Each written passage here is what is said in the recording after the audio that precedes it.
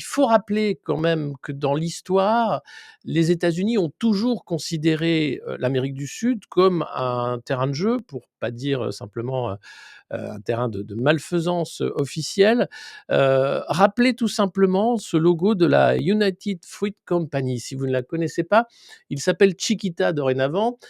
C'est en 1954 que les États-Unis, ont fait un coup d'État et à l'époque, c'était pour les bananes. Il y a 72 ans, la CIA, a donc organisé un de ces nombreux coups d'État en Amérique latine pour des bananes. Et oui, vous allez me dire: «C'est incroyable, les temps changent, hein». C'était au Guatemala en 1954 pour protéger les profits de cette merveilleuse compagnie qui est la United Fruit Company, devenue Chiquita.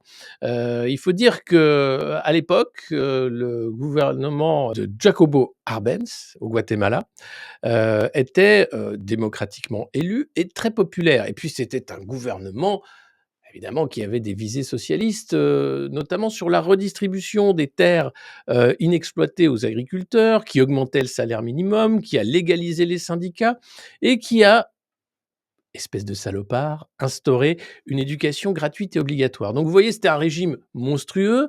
Jacobo Arbenz, évidemment, était un dictateur sanguinaire.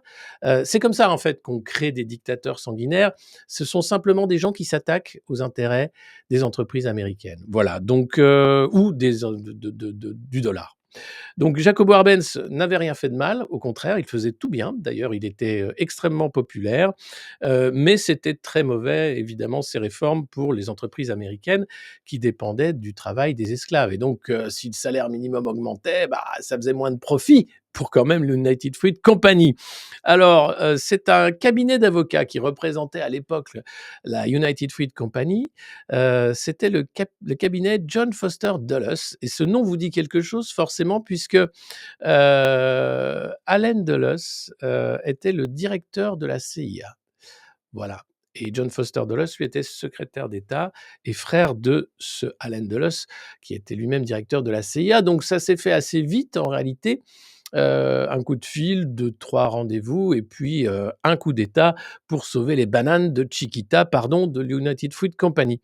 Et à l'époque, Edward Bernays, que vous connaissez peut-être puisque je parle souvent de cet ouvrage, Propaganda, qui est donc, un livre qui explique comment le marketing, comment la propagande est facile et comment on peut, jouer en fait sur des esprits malléables, faire que l'humain est une matière facile pour faire passer des idées, et donc lancer, des idées comme la cigarette n'est pas mauvaise pour la santé, le vaccin Pfizer est formidable pour lutter contre le Covid, tous vaccinés, tous protégés. Bref, toutes les propagandes auxquelles nous sommes soumis quotidiennement, l'Union européenne bien sûr, c'est la paix, ce genre de débilité qui voudrait que nous voyions le monde comme ils voudraient, eux, ceux qui payent les propagandistes, que nous voyions le monde.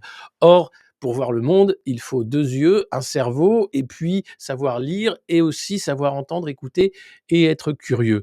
Et les gens ne sont pas curieux malheureusement et bouffent de la merde, écoutent de la merde, regardent de la merde et s'en contentent. Et ça fait que la propagande fonctionne. Oui. Alors, à l'époque, Bernays, a fait une campagne pour diaboliser évidemment, Jacobo Arbenz, qu'il a présenté comme un dictateur communiste. Oui, à l'époque, communiste, c'était un gros mot, ça l'est encore pour tous les, détracteurs du Venezuela, qui est un régime chaviste, heu, sanguinaire encore une fois, qui traite les gens comme de la merde, alors que Maduro a été démocratiquement élu, même si on parle d'élections truquées. Mais parlez-en d'élections truquées à Donald Trump, parlez d'élections truquées aux Roumains, parlez d'élections truquées en 2027 où Emmanuel Macron va nous sauver des ingérences étrangères pour nous offrir une magnifique autogérance de l'Union européenne. Bref, l'opération de la CIA a permis de renverser Jacobo Arbenz. Ce nom de code de l'opération à l'époque, c'était PB Success. Et c'est Eisenhower qui a autorisé, qui a mis sa signature pour cette saloperie en 1953. Et en 1954, Chiquita était devenue, bien sûr, la compagnie qui régnait en maître sur le Guatemala. Voilà. C'est comme ça que ça marche depuis la Seconde Guerre mondiale.